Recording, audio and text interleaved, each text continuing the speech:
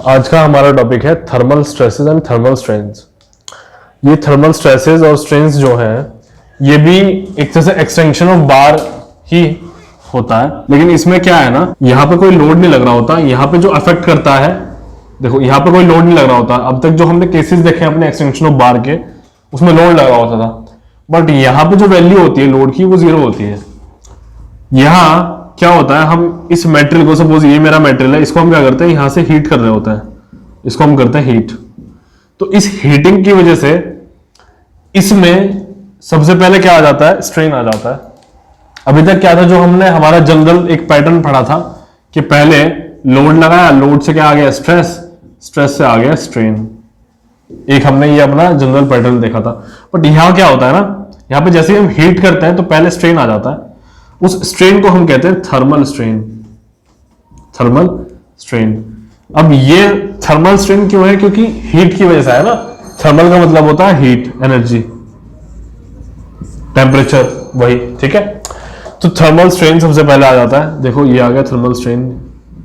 Suppose करो इतनी इसकी लेंथ इंक्रीज हो गई है, हीट दे देने से इतनी इसकी लेंथ इंक्रीज हो गई है। यहां क्या होता है ना, थर्मल स्ट्रेन आ जाता है। अब स्ट्रेन के बाद आता है इसमें स्ट्रेस, उसको हम कहेंगे थर्मल स्ट्रेस। अब ये जो स्ट्रेस है ये मोस्टली होता है 0, इसकी वैल्यू होती है ऑलमोस्ट 0, मतलब मोस्टली 0। ये स्ट्रेस आता कब है वो देखने की बात है। जब भी हम इस मटेरियल को, अभी क्या है देखो, जैसे मैंने हीट किया, अब हीट करते क्या हुआ ना, इसकी लेंथ इंक्रीज हो गई है। तो जैसे इसकी लेंथ इंक्रीज हुई, मान लो मैं क्या कह सकता हूं कि ये इतना डेल्टा एल इसका फ्री एक्सपेंशन है। फ्री एक्सपेंशन मतलब अपनी मर्जी के मुताबिक ये एक्सपेंड हो रहा है, जितनी हीट लगी ये एक्सपेंड हो गया। तो अब क्या है ना कि मान लो मैंने इसे फ्रीली एक्सपेंड नहीं होने दिया, तो मैं क्या कह रहा हूं कि मैंने इसको सिर्फ इतना, इस रेड लाइन तक ही एक्सपेंड होने दिया है, इस रेड लाइन तक ही एक्सपेंड होने दिया है। तो अब देख लेते हैं, पहले हो रहा था लेकिन अब एक्सपेंड नहीं हो रहा फ्रीली। ये एक्सपेंड अब कहां तक हो रहा है, ये रेड लाइन तक एक्सपेंड हो रहा है। मतलब मैंने क्या कर दिया, मैंने इसे रेस्ट्रिक्ट कर दिया है। मैंने इसको क्या कर दिया, रेस्ट्रिक्ट कर दिया। अब जैसे ही मैंने इसे रेस्ट्रिक्ट किया, मतलब फ्रीली एक्सपेंशन मैंने इसका क्या कर दिया, रेस्ट्रिक्ट कर दिया। तो ये देखो, ये जो ब्लू लाइन आपको भी एक्स्ट्रा दिख रही है ना रेड लाइन के आगे, ये फ्री एक्सपेंशन के टाइम थी। अभी क्या हो रहा है, तो मैं एक तरह से क्या कह सकता हूं कि यहां पे कोई एक ऐसा लोड लग रहा होगा ना कंप्रेसिव, जिसने इसको अंदर कर दिया है ना। तो आप एक चीज देखो, वैसे तो लोड यहां पे लग नहीं रहा है, लेकिन क्या है कि एक ये जो बिहेवियर हो रहा है, ये तो वैसा ही बिहेवियर हो रहा है ना कि इस पे कोई कंप्रेसिव लोड लग रहा होगा, है ना। तो रेस्ट्रिक्ट करते क्या हो रहा है कि यहां पे जो बिहेवियर हो रहा है, एक तरह से कंप्रेसिव लोड जैसा बिहेवियर हो रहा है, कंप्रेसिव लोड जैसा बिहेवियर हो रहा है। चूंकि यहां पे कंप्रेसिव लोड लग नहीं रहा है कोई भी, ठीक है, तो ये क्या कह सकते हैं कि इमेजिनरी है। हमें इसे सिर्फ समझ करके चल रहा है। हमें क्या करना है ना, इसका बिहेवियर देखो। जैसे ही हमने रेस्ट्रिक्ट किया तो साइज क्या हो गया, एक्सटेंड, जो इसका स्ट्रेन आना था, जो इसके अंदर एक्सटेंशन हो रहा था, वो क्या हो रहा है, सिर्फ इतना हो रहा है। पहले कितना हो रहा था, इतना हो रहा था। तो जैसे रेस्ट्रिक्ट किया इतना हो गया। अब ये कम हुआ है ना, तो एक तरह से मैं क्या कह सकता हूं कि यहां पे कोई लोड लग रहा था इसके ऊपर, जिसने इसको क्या कर दिया, कम कर दिया। तो ये बिहेव कम होता है मटेरियल जब इसके ऊपर कोई भी कंप्रेसिव लोड लग रहा होता है। तो ये बात हमें समझ में आ गई कि कोई इमेजिनरी कंप्रेसिव लोड था, ठीक है। अब देखो, जब भी लोड लगता है, समझ लो जब भी लोड लगता है तो क्या हो जाता है, तब आता है स्ट्रेस। ये हमें बात पता है, ठीक है। तो यानी कि मैं क्या कह सकता हूं कि जैसे ही मैंने रेस्ट्रिक्ट किया, जैसे ही मैंने इसको रेस्ट्रिक्ट किया तो क्या आ गया, स्ट्रेस आ गया, ठीक है। तो इसका मतलब क्या है कि जब फ्री एक्सपेंशन हो रहा था, इसको लिख लो, ये इंपॉर्टेंट है, ये हमें याद रखना है, क्वेश्चन सॉल्व करते वक्त काम आएगा, नोट करके लिख लेना। फ्री एक्सपेंशन जब होता है तो 0 स्ट्रेस होता है। जब रेस्ट्रिक्टेड एक्सपेंशन हो जाता है, यानी कि जब एक्सपेंशन क्या कर देते हैं, रेस्ट्रिक्ट कर देते हैं, तब स्ट्रेस जनरेट हो जाता है। ये बात समझ में आ गई। यही हमारा क्या है, बेसिक है, और यही हमारा कंसेप्ट है थर्मल स्ट्रेसेस और थर्मल स्ट्रेन्स में। फ्री एक्सपेंशन जब हो रहा होता है तब 0 स्ट्रेस होते हैं, क्योंकि वहां पे क्या है ना, देखो फ्रीली एक्सपेंड हो रहा होगा जब, तब तो कोई लोड लग नहीं रहा है, एक तरह से इमेजिनरी कोई लोड नहीं लग रहा है। तो जब लोड नहीं लगा तो स्ट्रेस नहीं आएगा। ऐसे आप क्या कर सकते हैं, रिलेट कर सकते हैं चीजों को। लेकिन जब जैसे ही रेस्ट्रिक्टेड एक्सपेंशन हो जाता है तो एक तरह से क्या हो जाता है, यहाँ पे देखो, जैसे ही रेस्ट्रिक्टेड एक्सपेंशन होगा तब क्या करते हैं, तब यहाँ पे एक तरह से इमेजिनरी एक लोड आ जाएगा। अब जब लोड लग रहा होता तो आ जाता है स्ट्रेस। तो इसलिए उस वक्त क्या हो जाता है, एक तरह से स्ट्रेस जनरेट हो जाता है उस मटेरियल के अंदर। अगर हम ये तो देखो, ये तो हमने क्या किया, रिलेट करके, अगर किसी को याद नहीं रह रहा होता ना, याद नहीं होती बातें, तो इस तरीके से हम याद कर सकते हैं जो मैंने बताया। लेकिन जो इसका एक्चुअल रीजन होता है जेन्युइन, वो जरा सुन लो अब आप। वैसे सही ये भी है, लेकिन इससे आप याद कर सकते हो, और जो एक्चुअली में सही है वो समझ लो। यहां क्या है ना, जैसे मैंने इसको रेस्ट्रिक्ट किया है, अब जैसे ही यहां पे क्या कर रहा हूं मैं, हीट कर रहा हूं। अब हीट करने से क्या हो रहा है, मेटेरियल को एक्सपेंड होना है। अब मेटेरियल होना चाह रहा है एक्सपेंड। अब हमने यहाँ पे एक वॉल लगा दी है, ये है वो वॉल। अब मेटेरियल क्या है, एक्सपेंड होना चाह रहा है। यहाँ पे एक वॉल लगी हुई है, तो यहाँ पे क्या है, मेटेरियल एक्सपेंड होना चाहेगा ना, तो ये क्या करेगा, इसके अंदर इंटरनल फोर्स जनरेट हो जाएंगे जो उस वॉल को पुश करने की कोशिश करेगा कि नहीं मुझे एक्सपेंड होने दो, ठीक है, मुझे क्या होने दो, एक्सपेंड होने दो। तो ये क्या है, इसके अंदर वो फोर्स जनरेट हो रहा है ना। अब जब अंदर कोई भी फोर्स जनरेट हो जाता है तो वो क्या होता है, स्ट्रेस होता है। तो देख पा रहे हो, जैसे ही रेस्ट्रिक्शन हो जाता है तो अंदर स्ट्रेस जनरेट हो जाता है। तो स्ट्रेस जनरेट कब होता है, जब रेस्ट्रिक्शन आ जाता है। ठीक है, ये चीज क्लियर हो गई। इसके बाद ये तो था बेसिक कंसेप्ट। अब जरा समझो इस फ्री एक्सपेंशन की वैल्यू क्या होती है, कैसे कैलकुलेट करते हैं, वो चीज समझ लो। ये मेरा कोई मटेरियल है, तो जैसे ही इसको हीट मिलती है तो सपोज करो ये इतना एक्सपेंड हो जाता है। अब ये जो इतनी लेंथ है ना, जितना ये एक्सपेंड हो गया, इसको मैंने नाम दिया है डेल्टा एल। एक आपने कॉमन चीज ऑब्जर्व की होगी, जैसे हमारे पास बहुत सारे मटेरियल होते हैं, ठीक है, रबर भी तो होती है ना। जो रबर होती है, टायर ट्यूब जैसे होता है ना, गर्मी के टाइम पे आपको पता ही है वो थोड़े से क्या हो जाता है, सॉफ्ट हो जाता है, एक्सपेंड हो जाता है हल्के से, ठीक है। अब क्या है कि और बहुत से मटेरियल, मतलब हर एक मटेरियल क्या है ना, अलग अलग प्रॉपर्टी शो करता है टेम्परेचर पे। तो यानी कि मैं क्या कह सकता हूं कि हर एक मटेरियल अलग अलग प्रॉपर्टी कैसी शो करता है, मतलब वो अपना एक्सपेंशन अलग अलग लेवल का शो करता है। किसी में एक्सपेंशन ज्यादा हो रहा होगा, किसी में कम हो रहा होगा, ठीक है। अब यहाँ पे क्या है ना, डेल्टा एल ये वाला, यानी कि जो एक्सपेंशन है ये किस पे डिपेंड करेगा, फिर कोई ना कोई उस मेटेरियल का अपना कोई फैक्टर होगा। तो वो जो फैक्टर होता है ना जिसपे ये डेल्टा एल डिपेंड करता है, उसको हम कहते हैं अल्फा। इसको हम कहते हैं थर्मल कोफिशिएंट या फिर कोफिशिएंट ऑफ थर्मल एक्सपेंशन। ये दोनों बात होती है। अब इस अल्फा की एक वैल्यू होती है, ये वैल्यू स्टील के लिए होती है। एग्जाम में सीधा सीधा इस अल्फा के ऊपर भी एक क्वेश्चन आता है। वो कैसा क्वेश्चन आता है वो देख लो। अभी मैंने आपको बताया कि इस अल्फा की वैल्यू ना अलग अलग मटेरियल के लिए अलग अलग होगी, ठीक है। तो ऐसे ही वो क्या काम करेगा ना, वो आपको कुछ मटेरियल देगा। कॉमनली मटेरियल जो वो देता है वो होता है एल्यूमिनियम, ब्रास, कॉपर, स्टील। इन मटेरियल को देने के बाद वो आपसे पूछेगा कि किस मटेरियल में सबसे ज्यादा एक्सपेंशन होगा टेम्परेचर इंक्रीज होने पे, ठीक है। तो अब आप ये कैसे पता लगाओगे, इसका सिंपली एक तरीका है, उसको हम कहते हैं अल्फा, ठीक है। यानी कि आपको अल्फा की वैल्यू अगर पता है तो आपको पता चल जाएगा कि किस मटेरियल में सबसे ज्यादा एक्सपेंशन होने वाला है। एक रिलेशन तो अल्फा से आपको पता चलेगा कि सीधे सीधे अल्फा की वैल्यू जिसकी ज्यादा उसका एक्सपेंशन उतना ज्यादा, ठीक है। चलो इसका एक और भी है। इस डेल्टा एल का जो फॉर्मूला होता है वो देख लो, delta L equals to L alpha delta T. ये अल्फा है मेरा, यही वाला अल्फा। तो ये हमारा फॉर्मूला होता है थर्मल एक्सपेंशन। अल्फा की वैल्यू जैसे हम यहां रखेंगे तो उसका एक्सपेंशन उतना ज्यादा हो जाएगा अपने आप ऑटोमेटिकली। चलो तो यहाँ पे किस अल्फा, मतलब किस मेटेरियल की अल्फा की वैल्यू किससे ज्यादा होती है वो देखने के लिए क्या करना है हमें। यहाँ पे देखो मैंने अल्फा ए कर दिया फॉर एल्यूमिनियम, अल्फा बी कर दिया फॉर ब्रास, अल्फा सी कर दिया for copper and alpha S कर दिया फॉर स्टील। अब इसका रिलेशन आप कैसे याद रख सकते हो, अल्फा की वैल्यू इस डायरेक्शन में डिक्रीज होती चली जाती है, यानी कि सबसे ज्यादा वैल्यू जो होती है अल्फा की वो किसके लिए होती है, एल्यूमिनियम के लिए होती है। अब अगर आपको याद रखना है कि किस मेटेरियल के लिए अल्फा की वैल्यू सबसे ज्यादा होने वाली है, तो आप एक चीज देखो, एबीसीडी होती है ना सीरीज, फिर ऐसे यहां पे लास्ट में क्या आ जाता है भाई, एस आ जाता है, फिर आगे अपनी और सीरीज चली जाती है। तो यहां देखो पहले ए आया, फिर बी आया, फिर सी आया। तो ए आया ना यहाँ पे, फिर बी आया, फिर सी आया, फिर ऐसे लास्ट में क्या है, एस आया। तो आप इस तरीके से इसको याद रख सकते। हमारा एक्सपेंशन का फॉर्मूला क्या था थर्मल एक्सपेंशन का, या फिर thermal strain, delta L equals to L alpha delta T. यहां पे ये टर्म्स क्या है वो देख लो। ये जो आपको एल दिख रहा है ये है हमारी लेंथ, ये वाली लेंथ है एल। अल्फा की वैल्यू हर एक मेटेरियल के लिए अलग अलग अपनी होगी, ये वो अल्फा है। डेल्टा टी है चेंज इन टेम्परेचर, ठीक है, इसको लिख लो, delta T is change in temperature. तो यहां पे हमें पता चल गया कि डेल्टा एल कैसे कैलकुलेट करना है, तो यानी कि हम अपना एक्सपेंशन निकाल सकते हैं। पिछले लेक्चर में कुछ डिस्कस किया था कि सॉम में सारे के सारे फॉर्मूले बेसिक ही होते हैं, उन बेसिक फॉर्मूले से हम आगे के अपने फॉर्मूले बना लेते हैं। अब अगर वो आपसे पूछे कि थर्मल स्ट्रेन बताओ, तो आप कैसे निकालोगे थर्मल स्ट्रेन। स्ट्रेन देख रहे हो, स्ट्रेन का बेसिक फॉर्मूला क्या होता है, डेल्टा एल ओवर एल होता है ना। तो यहां पे आप क्या करोगे, थर्मल एक्सपेंशन ये है, तो यहां पे डेल्टा एल आप ये रखो, वैल्यू यहां पे क्या है, L alpha delta T over L. तो इस एल से ये एल कैंसिल आउट हो जाएगा। तो यानी कि जो हमारा थर्मल स्ट्रेन का फॉर्मूला होता है वो क्या होने वाला है, अल्फा डेल्टा टी। ये हमारा थर्मल स्ट्रेन का फॉर्मूला होगा। ठीक, ये चीज क्लियर हो गई। अब एक चीज और देखो, हमने स्ट्रेन निकाल दिया, ऐसे स्ट्रेस भी तो हो सकता है, थर्मल स्ट्रेस।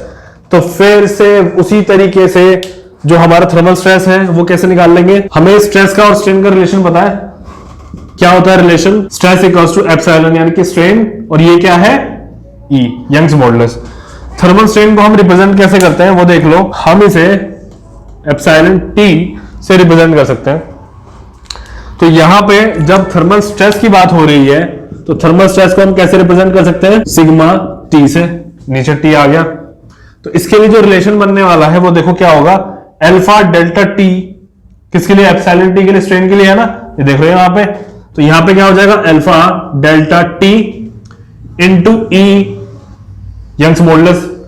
तो अब जो रिलेशन बना है वो रिलेशन होगा sigma T equals to E alpha delta T. तो हमने यहां पे देख लिया हमारा थर्मल एक्सपेंशन, थर्मल स्ट्रेन का फॉर्मूला और थर्मल स्ट्रेस का फॉर्मूला। तो ये जो बेसिक था हमारा ये कंप्लीट हो गया। इसके बाद अब हमें आगे देखना है, और हमारे पास कंपाउंड बार होंगी तब थर्मल स्ट्रेस और थर्मल स्ट्रेन हम कैसे निकालेंगे, अब वो देखते हैं। अब थर्मल स्ट्रेसेस और थर्मल स्ट्रेन्स कंपाउंड बार्स में देखने से पहले एक क्वेश्चन है, मैं आप लोगों से पूछता हूं।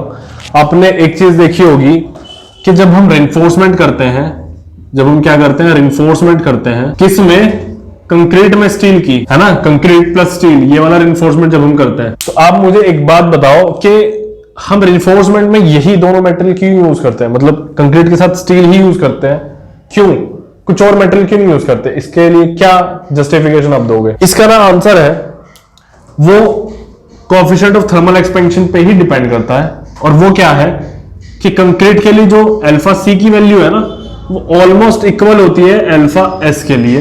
तो दोनों का थर्मल एक्सपेंशन जो है, थर्मल कोएफिशिएंट ऑफ एक्सपेंशन वो सेम होता है। इसी वजह से हम इन दोनों मेटेरियल का ही रिइंफोर्समेंट करते हैं, मतलब कंक्रीट में हम स्टील डालते हैं, कंक्रीट का रिइंफोर्समेंट स्टील से करते हैं। तो ये इंपॉर्टेंट है, इसको याद रख लेना। ये पूछा जा सकता है, इंटरव्यू में भी पूछा जा सकता है, और ये आपके मल्टीपल चॉइस क्वेश्चन में भी पूछा जा सकता है कि हम क्यों यूज करते हैं, उसका रीजन ये है। अब देखो, ये मेरे पास में कंपाउंड बार है जिसमें मेटेरियल 2 है एक दोनों साइड, और मेटेरियल 1 है यहाँ पे, ठीक है। तो इसको जब हम हीट करेंगे, जब हम इसको यहां से हीट करेंगे, तब इसमें एक क्या आ जाएगा, एक्सपेंशन होगा इसमें, ठीक है। अब हमें क्या करना है, वो एक्सपेंशन कैलकुलेट करना है, हमें स्ट्रेस कैलकुलेट करना है, ये सब चीजें हमें इसके अंदर कैलकुलेट करनी है। तो समझ के चलो, ये मेटेरियल 2 है, ये मेटेरियल 1 है, दोनों में डिफरेंट क्या होगा, एक्सपेंशन होगा हीटिंग की वजह से। रीजन क्या रहेगा, क्योंकि इनका थर्मल कोएफिशिएंट ऑफ एक्सपेंशन जो है वो डिफरेंट होगा ऑब्वियसली। तो मान लेते हैं कि जो मेटेरियल 2 है ये इतना एक्सपेंड हुआ है, और मेटेरियल 1 जो है ये इतना एक्सपेंड हुआ है। ये जो एक्सपेंशन है ये फ्री एक्सपेंशन है दोनों का, मेटेरियल 1 का भी फ्री एक्सपेंशन है और मेटेरियल 2 का भी फ्री। तो हम यहां पे लिखते हैं कि let the free expansion of material 2 B, second material के लिए फ्री एक्सपेंशन क्या होगा, delta L2 equals to L alpha 2 delta T, ठीक है। अल्फा 2 इसके लिए क्या है, थर्मल कोएफिशिएंट ऑफ एक्सपेंशन है, डेल्टा L2 इसका फ्री एक्सपेंशन हो गया। इन द सेम वे हम क्या करेंगे, अब मेटेरियल 1 के लिए कर लेंगे। तो ये क्या है, मेरा फ्री एक्सपेंशन मेटेरियल 2 का, और ये फ्री एक्सपेंशन है किसका, मेटेरियल 1 का। अब हम क्या करेंगे, यहां जब तक फ्री एक्सपेंशन होता तब तक तो इस मेटेरियल में कोई प्रॉब्लम था ही नहीं, है ना, कोई भी प्रॉब्लम नहीं था। लेकिन अभी क्या है ना कि हम क्या करने वाले हैं, जो हमारा अब केस है वो इंट्रोड्यूस करते हैं। केस क्या है कि हम इसे ना रेस्ट्रिक्ट कर देते हैं, हम इसको रेस्ट्रिक्ट कर देते हैं, या फिर हम क्या कहते हैं ना कि इसको रेस्ट्रिक्ट नहीं करते, हम ये जो एंड्स है ना यहाँ पे, ये देखो ये वाले एंड्स को ज्वाइन कर देते हैं आपस में।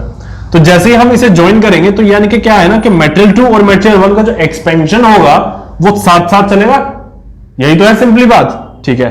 तो अब हम क्या करते हैं ना, हम एज्यूम करते हैं कि ये जो एंड्स हैं इसके दोनों मेटेरियल के, ये हमने क्या कर दिया, ज्वाइन कर दिए। तो जैसे ही मैं अभी ज्वाइन कर दूंगा तो एक्सपेंशन होते ही क्या होगा, अब आप थोड़ा सा ना इसको एनालाइज करने की कोशिश करो। इसका एक्सपेंशन ज्यादा है, इसका एक्सपेंशन कम है। अब ये जो मेटेरियल 1 है ये इतना एक्सपेंशन तो दे ही रहा है ना जितना मेटेरियल 2 एक्सपेंशन दे रहा है, ठीक है, सीधी सी बात है। मतलब मेटेरियल 2 का जितना एक्सपेंशन हो रहा है मेटेरियल 1 उतना तो जाएगा जाएगा, यानी कि एक्सपेंशन यहां इस लाइन तक तो होगा ही होगा, दोनों मेटेरियल जॉइंट है, यहां तक तो होगा ही होगा ना, ठीक है। अब क्या है, ये वाला जो मटेरियल है ये तो इससे भी काफी आगे तक जा रहा है ना, तो इसके पास में क्या होगा, फोर्स होगा ना अभी भी ज्यादा, तो ये क्या करेगा, ये थोड़ा सा इधर पुल लगाएगा ऐसे, इसको ये क्या करेगा, पुश करेगा। तो इसके पुश करने की वजह से क्या होगा ना, ये मटेरियल अब कहीं ना कहीं यहां तक आ जाएगा, ठीक है। यानी कि जो अब एक्सपेंशन है इनका ज्वाइन होने के बाद जो एक्सपेंशन है वो कहीं यहां तक आ जाएगा। अब ये भी आगे तक नहीं जा पाएगा अपनी प्रॉपर तक, प्रॉपर जो इसका फ्री एक्सपेंशन था वहां तक। उसका रीजन है क्योंकि ये वाला जो मटेरियल 2 है ये भी तो एक फोर्स लगा रहा है ना, जो इसको कहेगा कि नहीं वापस चलो, इससे ज्यादा मैं एक्सपेंड नहीं हो सकता। समझ रहे हो? तो यहां क्या है, आप एक बात को देखने की कोशिश करो, यहां इस वाले मटेरियल ने इसको इधर करने की कोशिश करी है, नहीं तो ये तो वहीं तक चला जाता, ठीक है। तो अब क्या है, अब इसके हम डायग्राम्स बनाते हैं कि इसमें फोर्सेस किस तरीके से एक्ट कर रहे होंगे, वो देख लो। और दूसरी बात, इसका अब हम सही एक डायग्राम बना लेते हैं। ये देखो, यहां पे मटेरियल यहां तक तो एक्सटेंड हुआ ही था, अब मटेरियल कहां तक एक्सटेंड हो गया, यहां तक एक्सटेंड हो गया। तो ये वाला जो केस है ये तो पुराना वाला केस है कि मटेरियल यहां तक तो आएगा ही आएगा, क्योंकि दोनों में इतना वाला एक्सपेंशन तो कॉमन था ना। अब क्या है, अब देखने की कोशिश करो, मटेरियल जो है मेरा वो यहां तक आ चुका है। ये जो मेरा मटेरियल 2 है, कौन सा वाला मटेरियल, ये जो मेरा मटेरियल 2 है, ये इससे भी आगे तक गया, इससे आगे तक गया। तो मैं क्या कह सकता हूं कि इस मटेरियल 2 पे यहां पे एक टेंसाइल फोर्स लग रहा है, क्योंकि वो तो आगे गया ना, और तो इस पे क्या लग रहा है, एक टेंसाइल फोर्स लग रहा है। मैं कह सकता हूं कि इस पे एक टेंसाइल फोर्स लग रहा है, ठीक है। ये बात आपको समझ में आ रही है? तो यहां भी क्या है, एक ऐसा ही टेंसाइल फोर्स लग रहा है। अब क्या हो रहा है कि ये मटेरियल जो हमारा कौन सा है, 1 वाला है, ये यहां तक होना चाहिए था, लेकिन ये वहां तक नहीं है, ये अंदर है कहीं। दैट मीन्स यहां पे कोई कंप्रेसिव फोर्स लग रहा होगा, यहां पे क्या लग रहा होगा, कंप्रेसिव फोर्स लग रहा होगा। इसको रब कर देते हैं। ये बिहेव जिस तरीके से मटेरियल ने किया, हमने उससे क्या निकाल लिया कि इस पे कोई ना कोई इस तरह का लोड लग रहा होगा जो इसे ऐसा बिहेव करवा रहा है। हमने यही तो किया, ठीक है। तो एक्चुअली में क्या है ना कि यहां पे कोई भी फोर्स इस तरह का लग नहीं रहा है ना, यहां पे कोई भी इस तरह का फोर्स लग नहीं रहा है। चलो अब हम नेमिंग कर देते हैं इन फोर्सेस की। ये सपोज P1 है और ये फोर्स P2 है। तो यहां पे क्या है, मैं क्या कह सकता हूं कि जब यहां पे नेक्स्ट लाइन लिख लो, since no external force is applied on the system, then यहां पे क्या होगा, रिजल्टेंट जो होगा ना, तो यहां पे लिख लेते हैं कि रिजल्टेंट, देन रिजल्टेंट क्या होगा, इक्वल टू 0 होगा। तो यहां पे देख लो, P1 plus minus P2 equal to 0, यही तो होगा। P1 क्या है, मेरा टेंसाइल है, प्लस P2 मेरा क्या है, कंप्रेसिव है, तो इसलिए मैंने अंदर ब्रैकेट में माइनस कर दिया, इक्वल टू 0, ठीक। तो यहां पे क्या है ना, P1 माइनस P2 equal to 0, which implies, मैं क्या कह सकता हूं कि ये P1 इक्वल टू P2 है, यानी कि दोनों फोर्सेस इक्वल है। तो एज्यूम कर लेते हैं कि ये P के ही इक्वल है। तो यहां पे मैंने लिख दिया से, यानी कि लेट से कि कह देते हैं कि ये P1 equal to P2 equal to क्या है, P है। चलो, तो यहां पे अब हम अपना नेक्स्ट जो है पॉइंट उसको देखते हैं। देखो अब क्या है, रेस्ट्रिक्टेड एक्सपेंशन या फिर रिजल्टेंट एक्सपेंशन कह सकता हूं। ये क्या हुआ है एक्सपेंशन, ये जो आपको रेड लाइन दिख रही है ना, अब मटेरियल यहां तक एक्सपेंड हुआ है। तो ये कौन सा एक्सपेंशन है, ये रेस्ट्रिक्टेड एक्सपेंशन है, या फिर सिलेक्ट करके कह सकता हूं कि ये रिजल्टेंट एक्सपेंशन है, यानी कि इस वाले का और इस वाले का क्या एक्सपेंशन है, रिजल्टेंट एक्सपेंशन है, ठीक है। तो इसके लिए मैंने क्या किया, delta L1 minus delta L2 कर दिया, क्योंकि ये क्या था, पहले फ्री एक्सपेंशन डेल्टा L1 था, ये कितना था, डेल्टा L2 था। तो जो बाकी रिमेनिंग होगा यहां पे, तो मैं क्या कह सकता हूं, एक तरह से delta L1 minus delta L2 है ये। चलो अब हमें क्या पता है ना कि डेल्टा L1 का फॉर्मूला क्या होता है, वो लिख देता है यहां पे, PL अपॉन AE। अब since it is for the material 1, तो मैं यहां पे क्या करता हूं, 1 कर देता हूं, ठीक है। यहां पे क्या है, देखो P1 भी कर सकता था, लेकिन हमने अभी पहले अपनी इक्वेशन में क्या निकाला है कि P1 equals to P2 equals to क्या है, P है, तो इसलिए यहां पे P आ गया। N लेंथ हमारी सेम है दोनों मेटेरियल के लिए, इनिशियली जो लेंथ थी वो सेम थी, ठीक है। अब यहां पे नेक्स्ट कर लो, माइनस PL अपॉन A2E2। अब देखो यहां पे ये रेस्ट्रिक्टेड एक्सपेंशन है और ये रिजल्टेंट एक्सपेंशन है।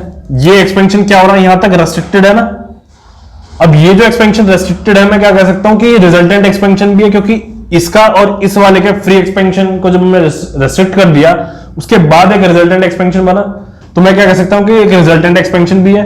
तो ये क्या होगा वो देखो आप, अभी क्या है कि डेल्टा L1 और डेल्टा L2 दोनों का ये क्या हो रहा है, सम हो रहा है। तो delta L1 plus delta L2 equals to यहां क्या होगा, L alpha 1 delta T minus L alpha 2 delta T, यही तो होगा। क्यों, देखो यहां पे मैंने क्या किया, एडिशन कर दिया, मैंने क्या कर दिया यहां पे एडिशन कर दिया, दोनों का सम एक तरह से निकाल लिया।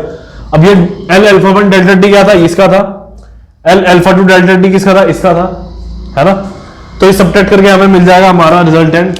अब यहां पे हम क्या करते हैं ना, देखो नेक्स्ट अब हमें क्या करना है, हमें ये भी पता है, वी नो दैट करके लिख लो, delta L1 equals to PL, पहले मेटेरियल के लिए है तो मैं यहां पे L1 भी कर सकता हूं, P1 भी कर सकता हूं, A1 और E1 भी कर सकता हूं। अब यहां पे क्या है ना, ऐसे सेम हम L2 के लिए भी कर सकते हैं, P2 L2 upon A2 E2, ये भी कर सकते हैं। लेकिन क्या हमें पता है कि पहले और सेकंड मटेरियल में L जो है हमारा वो सेम है, ये देख रहे हो L जो है वो सेम है, तो यहां पे L1 और L2 हट जाएंगे, सिर्फ L आ जाएगा, सिंपली ये आ गया L, ठीक। नेक्स्ट क्या है, जो हमारा P1 और P2 है वो किसके इक्वल आया था, P के, ये भी हमने निकाले थे, तो यहां पे P1 भी हट जाएगा और P2 भी हट जाएगा, ठीक है। अब हम क्या काम करते हैं, इस इक्वेशन को मान लो नंबर 1 और इसको मान लेते हैं नंबर 2। तो ये जो नंबर 2 है इसको हम यहां पे पुट कर देते हैं, तो यहां पे लिखो पुटिंग इक्वेशन 2 इन इक्वेशन 1, तो यहां पे क्या होगा, PL upon A1 E1 plus PL upon A2 E2 equals to, जितना कॉमन हो सकता है कॉमन ले लेते हैं, L alpha 1 delta T minus alpha 2 delta, देखो डेल्टा T भी कॉमन हो जाएगा, तो यहां पे ये आ गया इतना। अब हम क्या काम करते हैं ना, PL भी यहां से कॉमन ले लेते हैं, विच इंप्लाइज, तो यहां पे ये आ जाएगा। अब नेक्स्ट इधर क्या होगा, L delta T alpha 1 minus alpha 2, ये हो जाएगा।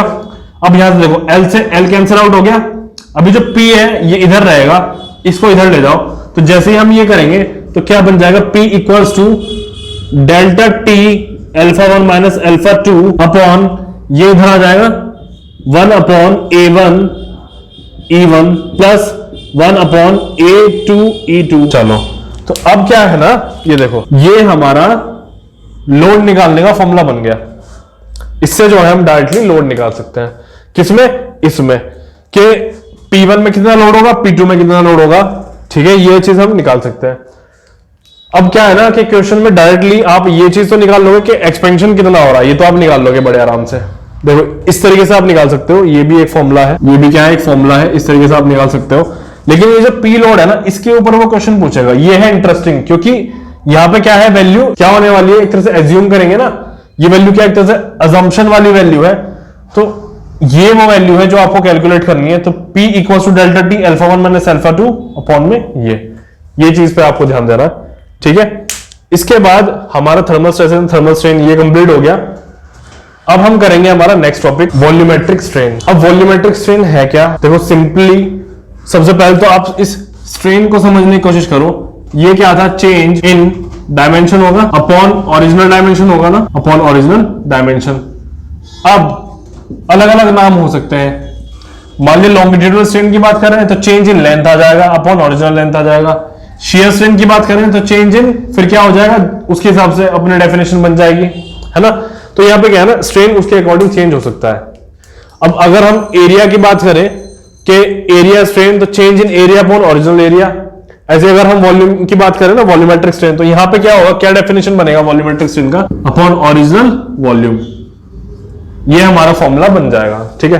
तो अभी क्या है ना, इसके लिए हमें एक डेरिवेशन बनाना है, तो समझने की कोशिश करो। इसके लिए मैं क्या करता हूं, मेरे पास में सपोज करो एक क्या है, क्यूब है, या फिर क्यूबॉइड कह लेते हैं, क्योंकि उसमें क्या है ना, तीनों के तीनों डायरेक्शंस जो होंगे, डायमेंशंस जो होंगे वो डिफरेंट हो जाते हैं। यहाँ पे x, ऐसे ये y, और ये वाला जो हो गया इधर ये z हो गया। तो मान लो let us assume a cuboid of dimension x, y and z।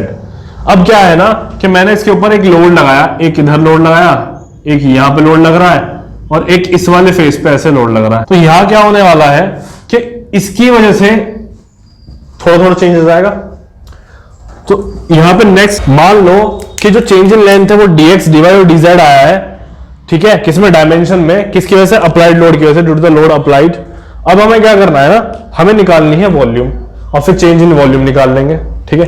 तो अब चेंज इन वॉल्यूम के लिए हम क्या करेंगे, यहां देखो चेंज इन वॉल्यूम के लिए सिंपली जो फॉर्मूला होगा old volume minus new volume हो जाएगा। देखो ये फॉर्मूला हो जाएगा change in volume equals to क्या होगा, negative of old volume minus new volume, या फिर क्या कह सकते हैं, देखो चेंज इन वॉल्यूम के लिए क्या फॉर्मूला हो जाएगा अब यहाँ पे माइनस ओल्ड वॉल्यूम, ये फॉर्मूला हो जाएगा।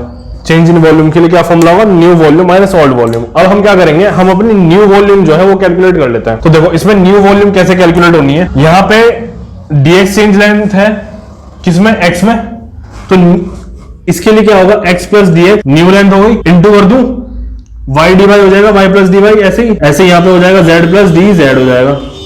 ठीक, तो ये मेरी क्या हो गई, न्यू वॉल्यूम हो गई। अब ओल्ड वॉल्यूम क्या होगा, एक्स वाई जेड की आप तीनों की मल्टीप्लाई कर दो तो एक्स वाई जेड हो जाएगा। अब हमें क्या करना है ना, देखो इसको सॉल्व करते क्या आ जाएगा, हमने क्या किया, अब जो दूसरी टर्म्स थी उनको नेग्लेक्ट कर दिया, ठीक है, जो दूसरी टर्म्स थी उनको हमने क्या कर दिया, नेग्लेक्ट कर दिया। अभी क्या करने वाले हैं कि इससे ये कैंसिल आउट हो जाएगा, ठीक है। तो देखो अभी हम क्या करना ना, हमारे पास बचेगा सिर्फ ये टर्म, एक ये एक ये एक ये। तो इसके लिए क्या करना ना, चेंज इन वॉल्यूम हमें मिल चुका है और ओरिजिनल वॉल्यूम क्या है, एक्स वाई जेड है, ओरिजिनल वॉल्यूम भी एक्स वाई जेड। तो उसको जब आप एक्स वाई जेड से डिवाइड करने वाले हो तब देख लो रिलेशन क्या आएगा, अपॉन में एक्स वाई और जेड। तो यहां पे क्या होगा ना, पहला टर्म जो है इसको देख लो, एक्स वाई से एक्स वाई कैंसिल हो जाएगा तो डी जेड अपॉन जेड बचेगा। चलो एक एक करके लिख देता हूं, X Y Z plus Y Z D X upon ये क्या हो जाएगा, फिर से एक्स वाई जेड हो जाएगा, प्लस यहां पे क्या हो जाएगा, X Z D Y upon X Y Z हो जाएगा। तो देखो एक्स वाई से एक्स वाई कैंसिल, यहां पे वाई जेड से वाई जेड कैंसिल, यहां पे एक्स जेड से एक्स जेड कैंसिल, तो बचेगा क्या, यहां पे देखो क्या बचेगा, D Z over Z plus D X over X plus D Y over Y, ये बचेगा। अब यहां पे क्या है ना, देखो ये क्या है, चेंज इन Z dimension upon original dimension, यही तो है। और हमारा स्ट्रेन का जो फॉर्मूला होता है यही है। तो z एक तरह से क्या है, लेंथ है, किस डायरेक्शन में, z डायरेक्शन में। तो ये क्या हो गया, एक तरह से स्ट्रेन हो गया ना, है ना। तो जो फॉर्मूला बना है आप इसको जरा अगर देखने की कोशिश करो तो ये क्या बन रहा है, इसको मैं पहले यहां लिख देता हूं, ये क्या है, ऐसे ही स्ट्रेन इन y हो जाएगा प्लस ऐसे ये क्या हो जाएगा, स्ट्रेन इन z डायरेक्शन हो जाएगा। और ये किसके इक्वल आ रहा है, वॉल्यूमेट्रिक स्ट्रेन के इक्वल आ रहा है। तो देख पा रहे हो यहां पे क्या आ गया, ये वाला हमारा बेसिक जो फॉर्मूला है वो है, इसको याद रख लेना आप। ये हमारा फॉर्मूला है जिसमें हम क्या कर सकते हैं, सिंपली समेशन करके हम हमारा वॉल्यूमेट्रिक स्ट्रेन निकालते हैं। इसके बाद अब नेक्स्ट एक टॉपिक है वो देख लो, modified value of Young's modulus. अब ये modified value of Young's modulus क्या होता है, इसको समझने की कोशिश करो एक बार। मान लो कि ये मेरे पास में एक ना मेटेरियल है, इस मेटेरियल पे मैंने इस डायरेक्शन में एक लोड लगा रखा है। तो जो लोड लगा रखा है अब ये क्या काम करेगा, इस मेटल को यहां कुछ ऐसे एक्सटेंड करने की कोशिश करेगा। यानी कि एक तरह से मैं क्या कह सकता हूं कि इस डायरेक्शन में एक क्या आ गया, ये आ गया स्ट्रेन, ये स्ट्रेन आ गया। इसी तरीके से यहां इस लेटरल डायरेक्शन में भी, ये क्या है लेटरल डायरेक्शन, इस लेटरल डायरेक्शन में भी क्या आ जाएगा, एक स्ट्रेन आ जाएगा जिसको हम कहेंगे क्या, लेटरल स्ट्रेन। अब एक बात हो सकती है ना कि अगर मैं यहां भी एक ऐसा ही लोड लगा दूं जिसकी वजह से ये लेटरल स्ट्रेन जो आ रहा है वो जीरो हो जाए। बिल्कुल ऐसा हो सकता है ना कि मैं एक यहां पे लोड लगा दूं, एक ऐसा लोड लगा दूं जिससे मेरा लेटरल स्ट्रेन जो है वो वैल्यू जीरो हो जाए। तो उस केस में क्या होगा ना कि इसकी वैल्यू में भी चेंज आ जाएगा कुछ ना कुछ, ये जो यहां पे अप्लाइड है लोड। तो यहां पे यही होता है कि if a load is applied in lateral direction, यहां पे ऑल्सो कर लो, lateral direction also such that the lateral strains become zero.